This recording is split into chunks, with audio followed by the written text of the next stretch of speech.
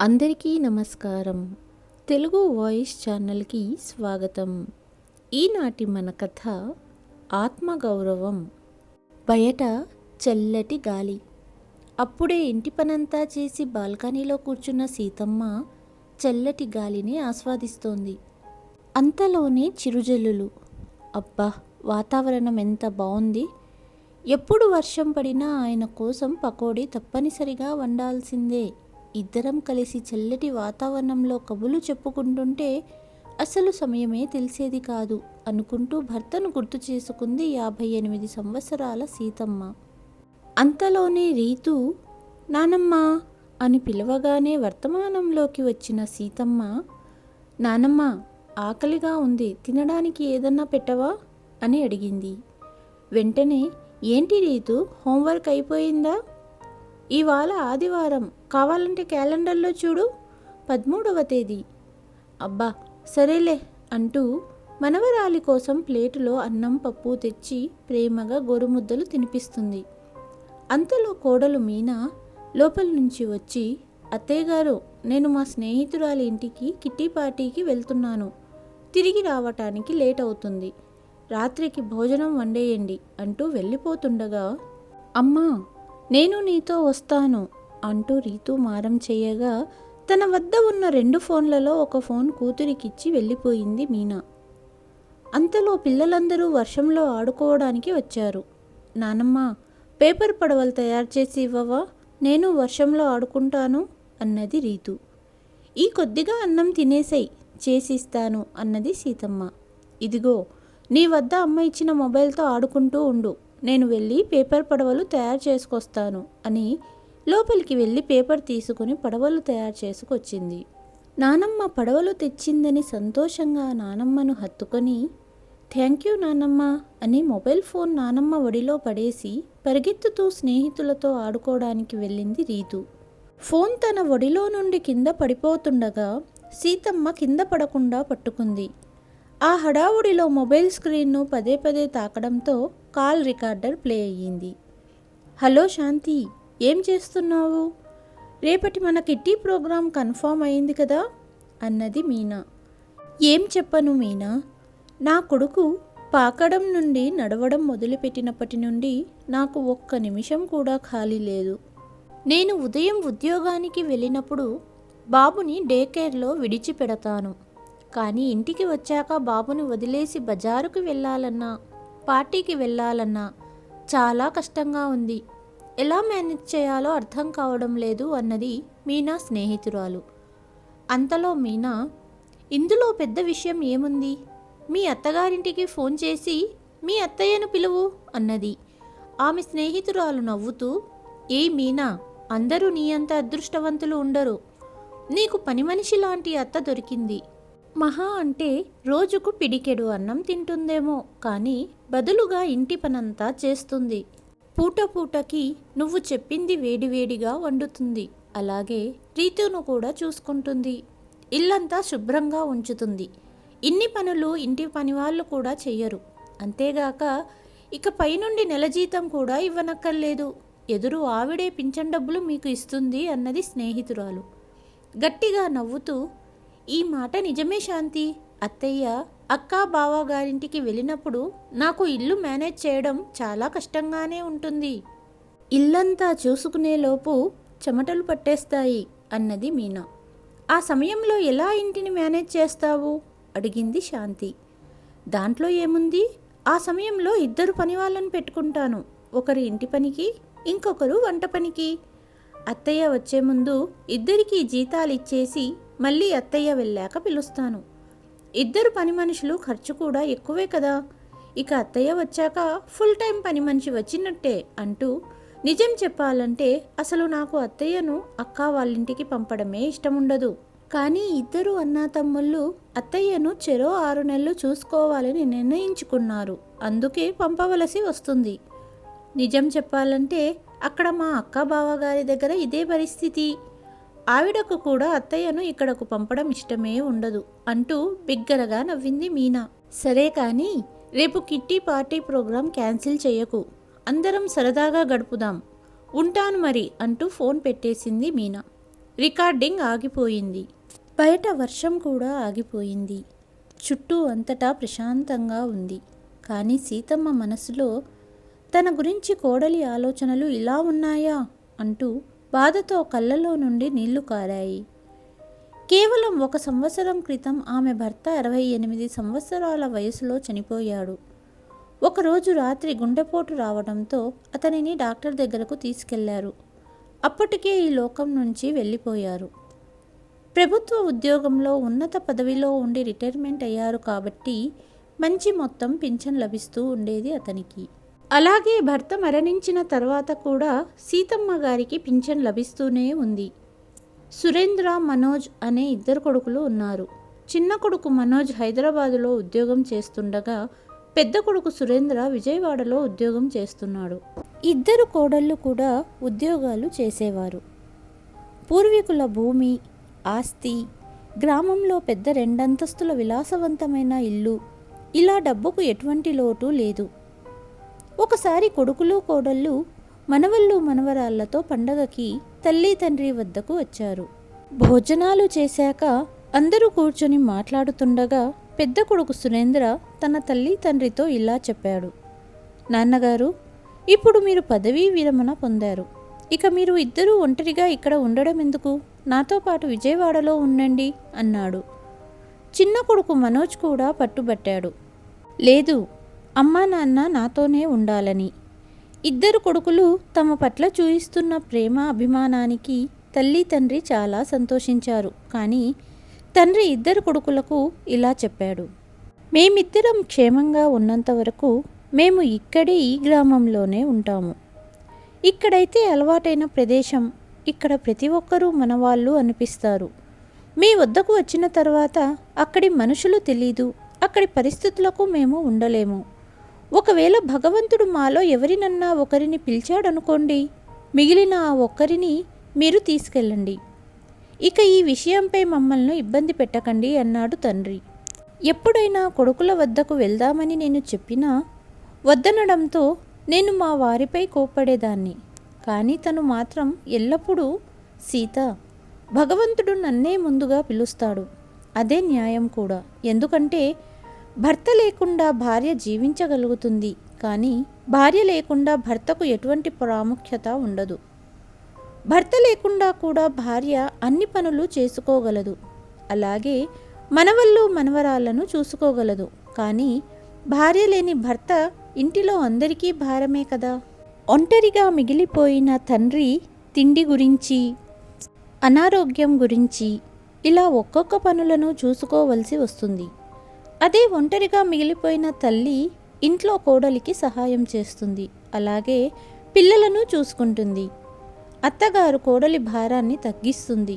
మామగారు కోడలి భారాన్ని పెంచుతారు.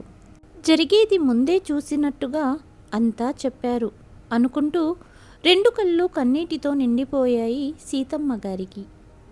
వర్షం ఆగిపోయి చాలాసేపయ్యింది. ఆకాశంలో మేఘాలు కమ్ముకున్నాయి.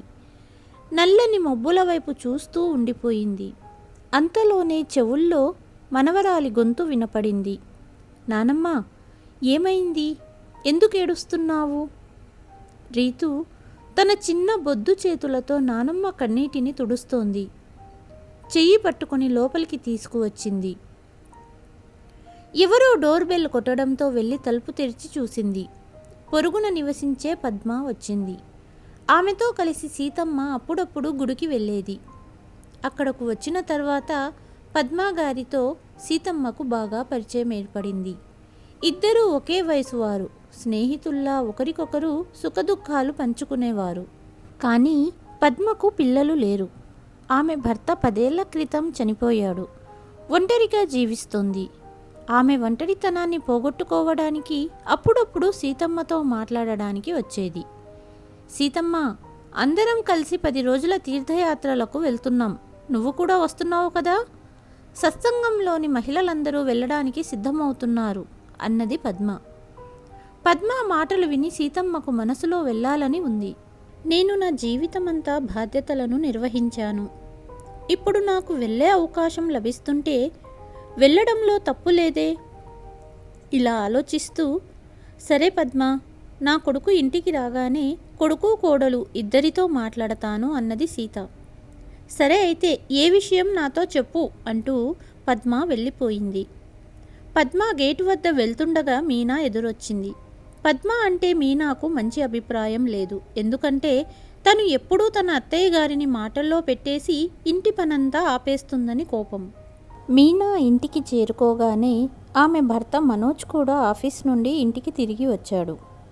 మనోజ్ ఫ్రెష్ అయి తిరిగి రాగానే సీతమ్మ తన కొడుకుతో, మనోజ్, మా సత్సంగంలోని ఆడవాళ్ళందరూ కలిసి 10 రోజుల బృందావన తీర్థయాత్రకు వెళ్తున్నారని ఎదురింటి పద్మ చెప్పింది.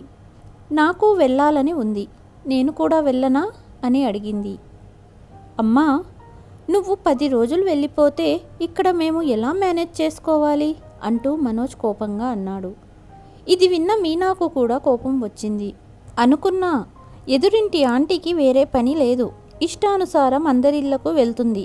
తను ఎక్కడికన్నా వెళ్ళాలి అంటే వెళ్ళాలి, కానీ ఇలా మన పని పాడు చేయటానికి ఎందుకు వస్తుందో అర్థం కావడం లేదు. అప్పుడు మనోజ్ అన్నాడు, మీనా చెప్పింది నిజమే అమ్మా, నువ్వు ఆ మహిళా గ్రూపులకు దూరంగా ఉండు. నేను మీనా ఉదయమంతా ఆఫీసులకు వెళ్ళి అలసిపోయి వస్తాము. రీతును ఎవరు చూసుకోవాలి? అయినా నీకు కూడా కొన్ని బాధ్యతలు ఉన్నాయి కదా. ఇద్దరం కష్టపడి పనిచేసి డబ్బు సంపాదిస్తున్నాము. కేవలం ఇంట్లో ఉండి మనవరాలిని చూసుకోలేవా? అయినా ఇప్పుడు ప్రయాణం చేసే వయసు కాదు నీది, కాబట్టి భజన కీర్తన ఇంట్లో కూడా చేయవచ్చు అంటూ గదికి వెళ్ళిపోయాడు. సొంత కొడుకు నుండి ఇలాంటి మాటలు విన్న సీతమ్మకు చాలా బాధగా ఉంది. కానీ ఏమీ చెప్పలేక వెళ్తున్న కొడుకు వైపు చూస్తూ ఉండిపోయింది. అప్పుడు రీతు, నానమ్మ, నాకు ఆకలిగా ఉంది, ప్లీజ్ నాకు భోజనం పెట్టండి అని అడిగింది. మనవరాలి మాటలు విని సీతమ్మ కిచెన్కి వెళ్ళడం మొదలుపెట్టింది. నేను ఈరోజు చాలా తిన్నాను, నాకేమీ వద్దు అని చెప్పి గదికి వెళ్ళిపోయింది మీనా. మనవరాలికి భోజనం తినిపించింది, కానీ తను ఏమీ తినకుండా నిద్రపోయింది. మరుసటి రోజు ఉదయం మళ్ళీ పని చేయడం ప్రారంభించింది. కొడుకు కోడలు ఇద్దరూ తమ తమ పనులకు బయలుదేరారు. కోడలు సాయంత్రం 4 గంటలకు తిరిగి వస్తుంది. అప్పటి వరకు రీతు మరియు ఇల్లు మొత్తం సీతమ్మ చూసుకునేది. వంటింట్లోకి వచ్చేసరికి పాత్రల కుప్ప కనిపించింది. పని చేస్తూ చేస్తూ నేనెంత మూర్ఖురాలిని అని ఆలోచించడం మొదలుపెట్టింది. నిన్నటి వరకు ఈ ఇంట్లో నేనే ఇంటి యజమానిని అనుకున్నాను, కానీ నేను పని మనిషి మాత్రమేనని తెలిసి వచ్చింది. ఆ ఇంటి యజమానులు ఎంతగా నన్ను నమ్మి వెళ్తారు అంటే ఇంటికి తాళం వెయ్యకుండా పనుల మీద వెళ్ళిపోతారు. కోడలు నాతో ఎప్పుడూ సరిగ్గా మాట్లాడదు, ఆమెకు పని మీద మాత్రమే ఆసక్తి. ఇక కొడుకు నోటి నుండి ప్రేమగా 2 మాటలు వినాలని నా చెవులు తహతహలాడుతుంటాయి. 5 రోజులు గడిచాయి. సీతమ్మ గుడికి వెళ్ళడం మానేసింది, కానీ ఇంటి పనులు అయిష్టంగానే చేసేది. ఒకరోజు తన కొడుకు కోడలు ఆఫీస్ వెళ్ళినప్పుడు పద్మ తన సత్సంగ గ్రూప్లోని మరో మహిళతో కలిసి సీతమ్మను కలవడానికి మరియు ఆమె యోగక్షేమాలు తెలుసుకోవాలని ఆమె ఇంటికి వచ్చింది. చాలా రోజుల తర్వాత తన స్నేహితులతో మాట్లాడడంలో 2 గంటలు ఎలా గడిచిపోయాయో అర్థమే కాలేదు. మీనా కూడా ఉద్యోగం నుండి ఇంటికి వచ్చింది. ఇంటికి చేరుకునేసరికి ఆహారం సిద్ధంగా లేదు, ఇల్లు శుభ్రంగా లేదు. ఇది చూసిన మీనా సీతమ్మ స్నేహితుల ముందు అత్తగారిపై విరుచుకపడింది. అత్తయ్య, ఇంటిని ఇలా వదిలేశారేంటి? ఇంటి పని చెయ్యాలని కూడా మీకు తెలియదా? వంటగదిలో పాత్రలు పడి ఉన్నాయి, స్నాక్స్ రెడీగా లేదు, బట్టలు ఉతకలేదు. అసలు నాకు ఇది అర్థం కావడం లేదు. నేను ఆఫీస్ వెళ్ళాలా లేక ఇంటికి వచ్చి ఇంటి పనులు చేసుకోవాలా? రోజంతా ఇంట్లో కూర్చొని మీరు ఏం చేస్తున్నారు? ఇది విన్న సీతమ్మ మరియు ఆమె స్నేహితులు ఆశ్చర్యంగా చూస్తున్నారు. తన స్నేహితుల ముందు కోడలు చాలా అవమానకరంగా మాట్లాడింది. ఇంటికొచ్చిన స్నేహితులు మౌనంగా అక్కడి నుండి వెళ్ళిపోవడమే మంచిదని భావించారు. కోడలి మాటలను సీతమ్మ తట్టుకోలేకపోయింది, కానీ ఆ అవమానం ఆమెను లోపల నుంచి తినేస్తోంది. సీతమ్మకు చదువు తెలివితేటలు ఉన్నాయి, కానీ తన పిల్లల అవసరాలకు ఇంట్లో పరిస్థితులకు తగ్గట్టుగా తనను తాను మలుచుకుని జీవితాన్ని గడిపింది. ఈరోజు తన తప్పు తెలుసుకుంది. ఆపై ఆమె ఆలోచించడం ప్రారంభించింది. నేను ఎవ్వరికీ బానిసను కాను. ఇక నా జీవితంలో నేను ఎవ్వరికీ తల వంచను. నా భర్త కూడా నా జీవితాన్ని గౌరవప్రదంగా జీవించాలని కోరుకున్నారు కదా. అందుకే నా కోసం గ్రామంలోని పూర్వీకుల పెద్ద ఇంటిని, బ్యాంకు బ్యాలెన్స్ అన్నీ వదిలి వెళ్ళారు. నా దగ్గర డబ్బుకు కొదువలేదు. నెల నెలా వచ్చే పింఛనుతో హాయిగా జీవించగలను. నా కింద ఒక పని మనిషిని పెట్టుకొని సేవ చేయించుకోగలను. కానీ నా కోడళ్ళు నన్నే పని మనిషిని చేశారు. వీళ్ళ కోసం ఇంటిని తుడవాలి, అంట్లు తోమాలి, వీళ్ళ పిల్లలను చూసుకోవాలి. ఎదురు నేనే వీళ్లకు డబ్బులు ఇవ్వాలి. వాహ్, ఎలా ఉందో చూడు. తన ముసలి తల్లిని ఎంత బాగా చూసుకుంటున్నారో. ఇక చాలు. నేను బ్రతకాలంటే ఇతరుల ఇష్టాలపై ఆధారపడను. నాకు కూడా కొన్ని కోరికలు ఉన్నాయి. నేను రేపే గ్రామంలో ఉన్న నా స్వంత ఇంటికి తిరిగి వెళ్తాను. ఇలా ఆలోచిస్తూ తన మొబైల్ తీసుకుని గ్రామంలోని తన బంధువులకు ఫోన్ చేసింది. కానీ ఫోన్లో జరిగిన సంభాషణ విన్న తర్వాత సీతమ్మకు చేతులు మరియు కాళ్ళు చల్లబడడం ప్రారంభించాయి. మరియు ఆవిడకు తల తిరుగుతున్నట్లుగా అనిపించింది. ఆమె కుమారులు గ్రామంలోని పూర్వీకుల ఇంటిని ఆవిడకు తెలియకుండా విక్రయించారు.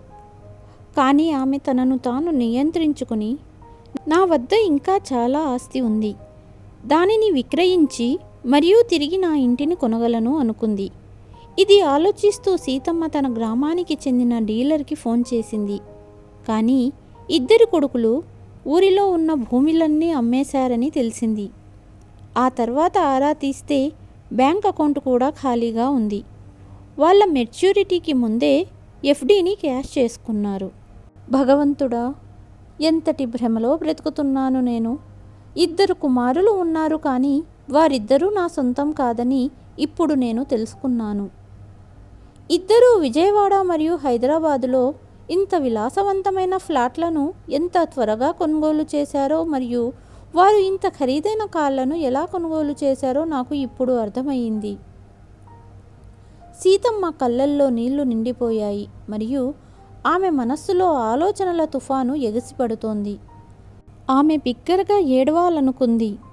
కానీ ఆమె తన బాధను గుండెలో ఏదో ఒక మూలలో అణిచివేసుకుని విజయవాడలో ఉంటున్న పెద్ద కొడుకుకు ఫోన్ చేసింది. మరుసటి రోజు ఉదయాన్నే అతని పెద్ద కొడుకు సురేంద్ర భార్యతో హైదరాబాద్ చేరుకున్నాడు.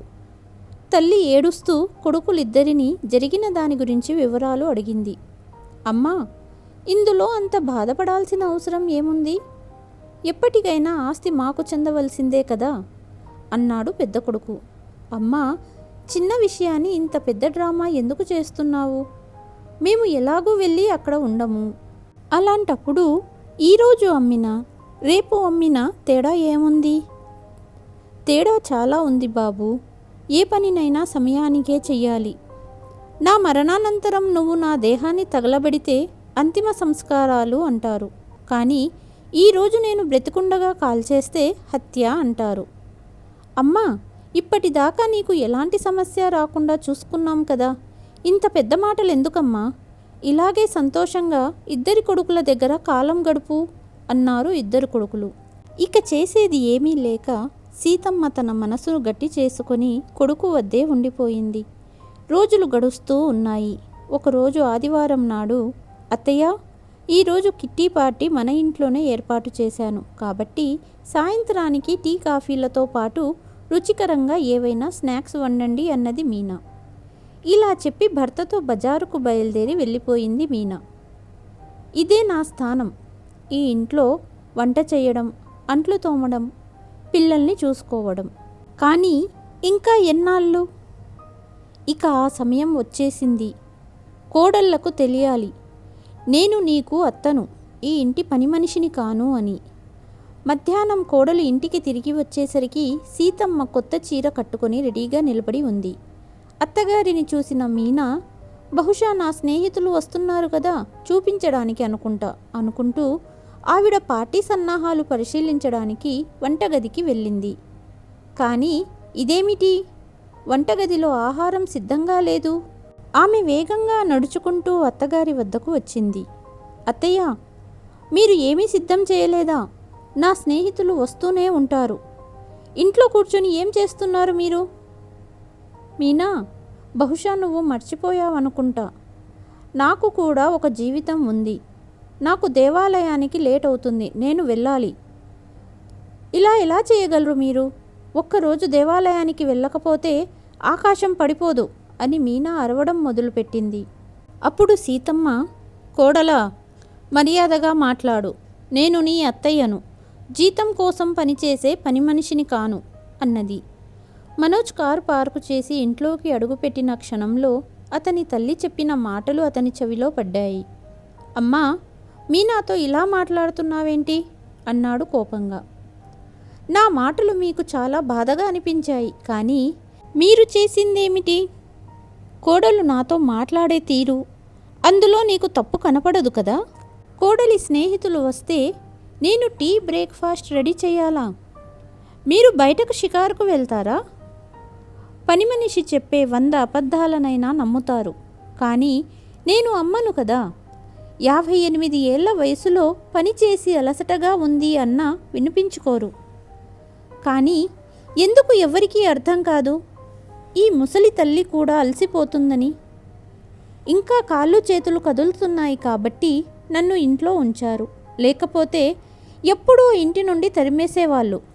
మనిషి వృద్ధావస్థకు చేరుకుంటాడు, అయితే తనకు ఎలాంటి కోరికలు ఉండకూడదా? ఇలా ఎప్పుడు చెప్పానమ్మా అన్నాడు మనోజ్. కాస్త మీ వయసుకైనా మర్యాద ఇవ్వండి. వచ్చినప్పటి నుండి చూస్తున్నా, మీరిద్దరూ బయటికి వెళ్తారు, రెస్టారెంట్లకు వెళ్తారు, షాపింగ్లకు వెళ్తారు, కిట్టి పార్టీలకు వెళ్తారు. ఎప్పుడన్నా మీతో పాటు నన్ను రమ్మని పిలిచారా? ఈ తరం సంతానం ఏమి కోరుకుంటున్నారు? ఈ రోజు నుండి నేను నిశ్చయించుకున్నాను, నా జీవితం నాకు నచ్చినట్టే జీవిస్తాను. నా పెన్షన్ డబ్బులు కేవలం నేనే ఉపయోగించుకుంటాను. అందులో నుంచి ₹1 మీరు తీసుకున్నా గుర్తుపెట్టుకోండి, నా ఆస్తిని కాజేశారని పోలీస్ కేసు పెడతాను అన్నది తల్లి. అత్తయ్య, మీకేమైంది? ఇలా ఎందుకు మాట్లాడుతున్నారు అన్నది మీనా. నేను నిజమే మాట్లాడుతున్నాను మీనా. రేపు నేను బృందావన్ యాత్రలకు వెళ్తున్నా. మీ ఇంటిని మీరే చూసుకోండి అన్నది సీతమ్మ. అత్తయ్య, ఒక కుటుంబంలో ఉన్నప్పుడు అందరం కలిసే డిసైడ్ అవ్వాలి కదా. ఇలా మీరు వెళ్ళిపోతే ఎలా? కానీ నన్ను మీ ఇంటి మనిషిగానే చూడలేదే నువ్వంటున్నావా ఈ మాటలు? కావాలంటే నీ మొబైల్లో ఈ నెల 12వ తారీఖు కాల్ రికార్డింగ్స్ చూయించు, నీ నిజాయితీ బయటపడుతుంది. మీనా కళ్ళు పెద్దవి చేస్తూ, మీరు నా ఫోన్ చెక్ చేస్తున్నారా అన్నది. నీ మొబైల్ చెక్ చేసే అవసరం నాకు లేదు. ఒకరోజు నువ్వే రీతూకు ఇచ్చి బయటికెళ్ళావు. అప్పుడు బటన్ నొక్కిపోవడంతో కాల్ రికార్డింగ్ బయటపడింది. అప్పుడే నాకు తెలిసొచ్చింది, ఇన్ని రోజులు నా అనుకున్న ఇంట్లో నా స్థానం ఏంటో అంటూ దేవాలయానికి బయలుదేరి వెళ్ళిపోయింది సీతమ్మ. అప్పటి నుండి తను కోరుకున్న జీవితం జీవిస్తూ సంతోషంగా మిగిలిన జీవితాన్ని గడిపింది. ఒంటరిగా జీవిస్తున్న వృద్ధులు ఇక జీవితంలో ఏమీ మిగలలేదు అని బాధపడకుండా తమ జీవితాన్ని తమకు అనుకూలంగా మార్చుకొని సంతోషంగా గడపాలనేదే ఈ కథ యొక్క సారాంశం. ఈ కథపైన మీ అభిప్రాయాలను కామెంట్ రూపంలో తెలియచేయండి. ఈ కథ కనుక మీకు నచ్చితే please like, share and subscribe to Telugu voice. మరుసటి కథతో మళ్ళీ మీ ముందుకు వస్తాను. అంతవరకు సెలవు.